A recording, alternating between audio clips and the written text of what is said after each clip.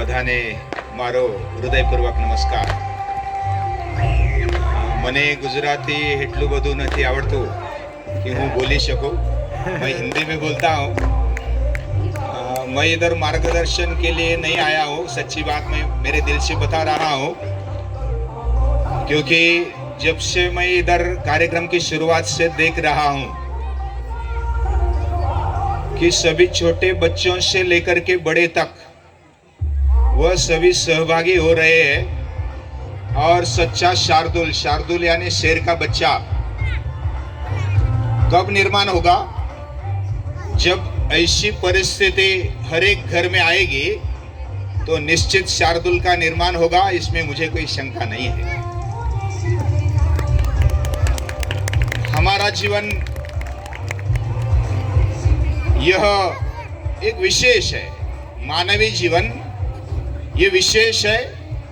और हम शेर के बच्चे हैं, ऐसे अगर बच्चे में बचपन से निर्माण होता है तो आज के दिनों में जैसा शिशु विहार, शार्दुल शिशु विहार ये नाम मैंने पढ़ा. हमारे मराठी भाषा में शिशु करने की जिसको भान नहीं रहता, लेकिन यहाँ शुद्ध ऐसा शिक्षण कैसे मिल सकता है, ये बात मैं इधर देख रहा हूँ.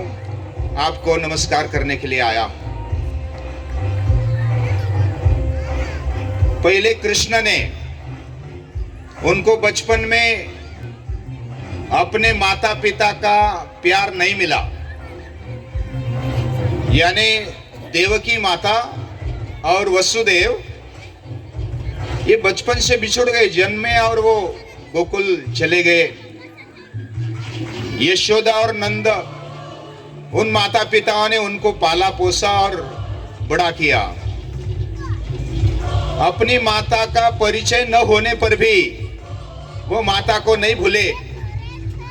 और जब संदीपनी ऋषि के आश्रम में लास्ट में जब वह संदीपनी ऋषि बोलते हैं कि मांगो क्या मांगना है, तो मैं देने के लिए तैयार हूं. दोनों गुरु माता है और साक्षात संदीपनी ऋषि है. कृष्ण क्या बोलते हैं, क्या मांगते हैं? मुझे मरते दम तक मातृहस्ते न भोजनम, ये मुझे चाहिए. और ये बात हमें विचार करने जैसी है कि जिस माता ने जन्म देने के बाद त्याग किया है, उनका प्रेम नहीं मिला, फिर भी देवकी परमानंदम, देवकी माता को परम आनंद देने वाला कृष्ण मांगते हैं मातृहस्ते न भोजनम. और इधर मैं देख रहा हूं मातृहस्ते न पितृहस्ते न पितृमुखे न मातृमुखे न शिक्षणम. ये बहुत बड़ी बात है. और मातृदेव भव पितृदेव भव, ऐसी हमारी संस्कृति कहती है. माता से शुरुआत होती है शिक्षण की. और ऐसा जैसे हम बैठे थे और हमारे सहकारी, यानी मैं नाम नहीं जानता, लेकिन मैंने भी अभी तक बहुत सारे कार्यक्रम देखे शिक्षण के बारे में, शिक्षण के क्षेत्र में. फिर भी ऐसा कार्यक्रम मैं पहली बार देख रहा हूं कि स्वयं अभिभावक, बच्चे और शिक्षक सभी इधर नाच रहे, गा रहे, बहुत आनंद ले रहे.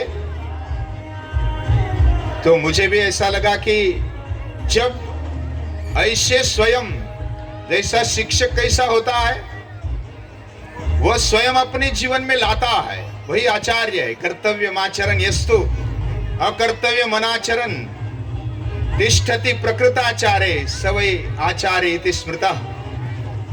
आचार्य वही है जो अपने आचरण में लाने जैसा है, कर्तव्य है, वो लाता है. और जो आचरण में नहीं लाना चाहिए वो नहीं लाता है, और अपने आचरण में ठहरता है, वही आचार्य है. और माता पहले आचार्य बने, पिता पहले आचार्य बने, और फिर पुत्र क्यों नहीं बनेगा महान। ये जो विचार है, ये सोच करके मैं इधर मेरा मस्तक नम्र हो गया कि ऐसा काम चलता है। ये जो सूरत नगरी है मैं अभी तक जानता था, और ये व्यापार नगरी है।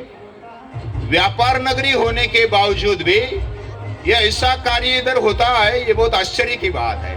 आपको फिर से एक बार धन्यवाद है और अभिनंदन है कि ऐसा कार्य होता है। सचमुच ये व्यापार नगरी, इस व्यापार नगरी में ये ऐसे निस्वार्थ भाव से और डटकर खड़े रहने वाले ऐसे शिक्षक अगर निर्माण होते हैं तो उसमें से किया हुआ व्यर्थ जाएगा नहीं। ये गीता का वचन निश्चित सार्थक होगा, इसमें मुझे कोई शंका नहीं है।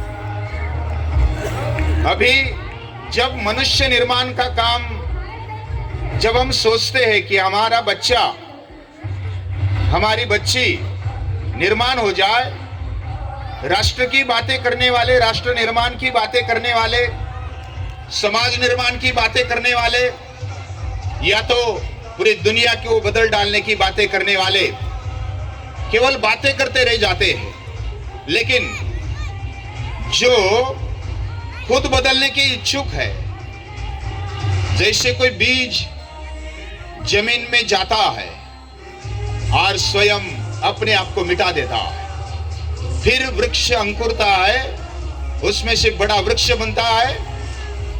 ये इधर मुझे देखने को मिल रहा है।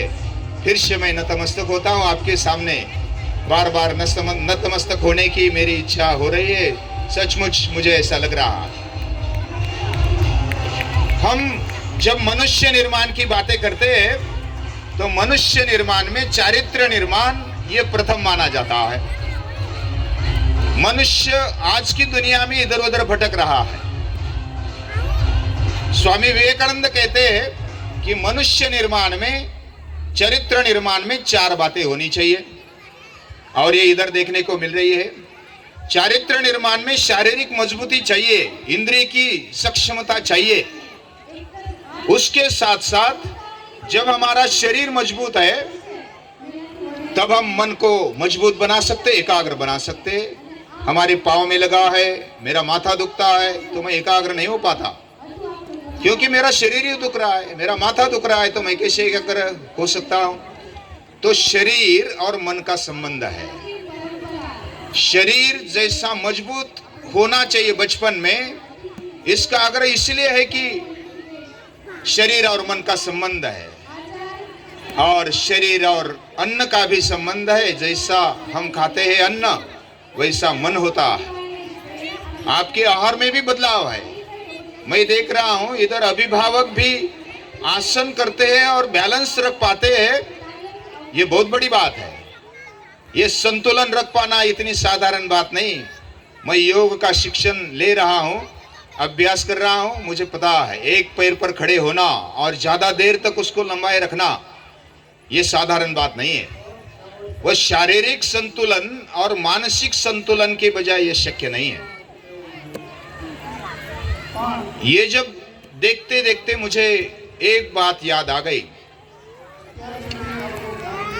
जो भगवान कृष्ण ने कही अपनी गीता में। हम अपने जीवन में और समाज में 4 प्रकार के यज्ञ देखते हैं। आप भी अग्निहोत्र करते, अग्नि के पूजक है, मैं भी अग्नि का पूजक हूँ, सूर्य का पूजक हूँ। और ये पूजा उसी को कहते हैं जिसके जैसे हम बनते जाते हैं। रामो भूत्वा रामम यजेत, कृष्णो भूत्वा कृष्णम यजेत, ऐसा कहा जाता है। कृष्ण होते होते, कृष्ण के गुण, राम के गुण हमारे जीवन में लाते लाते उसकी पूजा होती है। भले हम हल्दी कुमकुम या तो प्रसाद आरती नहीं करेंगे, फिर भी हम उसके पूजक हैं। मुझे गर्व है कि हम इस प्रकार चल रहे हैं। मैं भी मेरा प्रयास हमारे ग्रुप के साथ कर रहा हूं, और हम सब साथ साथ मिलकर चलेंगे तो निश्चित कुछ ना कुछ बदलाव होगा, और ये परिवर्तन मुझे देखने को मिल रहा है। गीता में ऐसा कहा है 4 यज्ञ होते। द्रव्य यज्ञ यानी पैसे के बल पर या तो अन्न दान करते हैं, अच्छी बात है, बहुत अच्छी बात है। लेकिन अन्न हम खाते हैं तो 4-5 घंटे के बाद पुनः भूख लगती है। तो ये यज्ञ भी महान है। जिसको भूखा है उसको अन्नदान देना चाहिए, अन्न देना चाहिए। ये बात बहुत ही सही है और ये बड़ा काम है। उससे भी ऊंचा काम है तप यज्ञ है। तप यानी स्वयं खपना, सुख में दुख में द्वंद्वों में खड़ा रहना। आपके सामने आप बहुत सालों से 5-6 सालों से लगभग मेरी जानकारी के अनुसार आप ये मेहनत कर रहे हैं और ये तप है। समस्या आती है माताओं को अपने घर का पूरा निपटा कर और जाना और समय पर जाना। ये आप 1 दिन कर सकते, 2 दिन कर सकते, साल भर नहीं कर सकते, सालों साल नहीं कर सकते। बहुत उसके लिए तपश्चर्या चाहिए होती है। ये तप यज्ञ होता है। तीसरा यज्ञ है योग यज्ञ होता है। योग यानी अपने आप से जुड़ना। योग यानी इस सृष्टि के अंदर रहे हुए आत्मशक्ति और परमात्मा शक्ति के साथ जुड़ना, ये योग है। और आप सभी योग कर रहे हैं और संतुलन के द्वारा अपने ऊपर संतुलन और अपने परिवार में आसपास के सृष्टि के साथ जुड़ जाना, ये संतुलन आप में दिखाई देता है। ये योग है और ये योग यज्ञ है। वैसा ही स्वाध्याय यज्ञ कहा जाता है। खुद का अभ्यास, मैं कौन हूं, मैं शेर का बच्चा हूं, मेरे अंदर वह शक्ति है, आई कैन डू। ये शक्ति निर्माण तभी होता है जब माँ, पिता और जो आचार्य शिक्षक है वो इस दृष्टि से अपने अंदर भी, जैसे मैं बार बार इधर सुन रहा हूं, शिक्षक प्रलय और निर्माण का एक ज्योत होती है। वो अपने अंदर प्रलय और निर्माण रखता है, अपने जीवन में रखता है और ये बहुत बड़ी बात है। और लास्ट वाला जो यज्ञ, 5वां यज्ञ, वो ज्ञान यज्ञ है। और ज्ञान यज्ञ ये सबसे बढ़िया माना जाता है। इसका उल्लेख गीता के 18वें अध्याय में किया गया है, श्लोक नंबर 68, 69, 70। इसमें कहा गया, अध्यक्षते चैमं धर्म्यं संवाद मावयोः ज्ञान यज्ञेन तेनाम इष्टस्यामिति मे मति। जो ज्ञान यज्ञ में अपने आप को आहुति देता है, अपने आप की आहुति देता है, अपने कुटुंब की आहुति देता है और वो मेरे लिए प्रिय है, वह मेरे भक्त को देता। यही मम परमम गुह्यम मद भक्तेश्व विदास्यति भक्ति मई पराम कृत्वा। ये मेरी भक्ति करता है। और न च तस्मान मनुष्येषु कश्चिन में प्रियकृतमः। और ये जो ऐसा करने वाला है, ज्ञान यज्ञ करने वाला है, ऐसा इस भूमि में अन्य प्रियतरो भुवि न च तस्मान् मनुष्येषु कश्चिन में प्रियकृतमः भविता न च मे तस्माद् अन्य प्रियतरो भुवि। यानी भगवान का सर्टिफिकेट होना ये छोटी बात नहीं है। हम साधारण किसी धनवान का, कोई आमदार का, खासदार का, कोई राजकीय नेता का अगर शब्द सुनते हैं, शाबाश की मिलती है, तो हमें ऐसा लगता है कि हमारी कॉलर टाइट हो गई। लेकिन ये जो शब्द है भगवान कृष्ण के शब्द है कि इस चराचर सृष्टि में उसके जैसा प्रिय इस धरनी पर कोई नहीं है। आप भी अर्थ देख सकते हो। और ये भगवान के शब्द हमारे पीठ पर थपथपाते हैं तो हमारी कॉलर क्यों नहीं टाइट होनी चाहिए? ये बात भगवान कृष्ण स्वयं कहते हैं। लास्ट में एक बात बताता हूं कि हमारे मराठी में एक काव्य छोटा सा, लबाड़ सारे वाद घालती। जो लबाड़ होते हैं ना, धूर्त होते हैं, वो वाद विवाद करते हैं, ये क्या चल रहा है। लेकिन मैं इधर देख रहा हूँ, गलती होती है तो भी वो प्रामाणिकता से स्वीकार करते हैं और जो भी अच्छा है वो भी स्वीकार करते हैं, गलती वो भी स्वीकार है। पूरे प्रामाणिकता के साथ चल रहा है। इधर कोई नाटक दिख रहा है लेकिन नाटक नहीं है, वो ओरिजिनल है, अंदर का है। तो लबाड़ सारे वाद घालती। जो वाद निर्माण करने वाले या तो वाद खड़ा करने वाले होते, वो धूर्त होते। लबाड़ सारे वाद घालती आनी योजना पुढे ढकलती। आप अच्छा कर रहे लेकिन हम नहीं करेंगे, आज करेंगे, कल करेंगे, परसों करेंगे। आप अच्छा कर रहे ऐसा बोलने वाले भी होते हैं, लेकिन वो धूर्त होते, उनको कुछ करना नहीं। लबाड सारे वाद घालती आणि योजना पुढे ढकलती, दुबळे करती फक्त सूचना, जो दुर्बल होते वो केवल सूचना करते रहते हैं। ऐसा करो वैसा करो, ये अच्छा नहीं हुआ, ये ऐसा हुआ वैसा हुआ, ऐसे दुर्बल केवल सूचना करते हैं। दुबळे करती फक्त सूचना, विरोधकांच्या फक्त वल्गना, जो विरोधक होते हैं वो निंदा करते रहते। कर्मयोग जे आचरता थी, जो कर्मयोग करते हैं, आचरण में लाते हैं, तेन थांबती कोणासाठी, वह किसी के लिए रुकते नहीं है। चुका जाहल्या जरी तरीही हलके हलके विकसित होती, गलती होने पर भी जो करता है उसी की गलती होती, जो कुछ करता नहीं उसकी क्या गलती होगी। जो करता है तो गलती होती, लेकिन गलती होने पर भी चुका जाहल्या जरी तरीही हलके हलके विकसित होती, वो हल्के हल्के विकसित होते हैं, अपने जीवन विकास साधते हैं, कुटुंब का, अपने बच्चों का और अपने पूरे समाज का, देश का, पूरे विश्व का निर्माण उनके हाथों से जरूर होगा। ऐसे थोड़ी निष्ठा, थोड़ी बुद्धि आणि चिकाटी, थोड़ी लागत है, थोड़ी निष्ठा होती, थोड़ी बुद्धि चलाना होता, श्रद्धा है, निष्ठा है, थोड़ी बुद्धि है, और चिकाटी, चिकाटी यानी लगन, वो लगन थोड़ी सी चाहिए। थोड़ी निष्ठा, थोड़ी बुद्धी आणि चिकाटी, थोड़ी लागते, मुंगी देखील कैक योजने चालत चालत निघून जाते। जो चीटी होती है ना, चीटी धीरे धीरे चलती है, उसमें लगन होती है, उसमें निष्ठा होती है, उसमें बुद्धि भी होती है, वो बहुत ही प्लानिंग से काम करती है।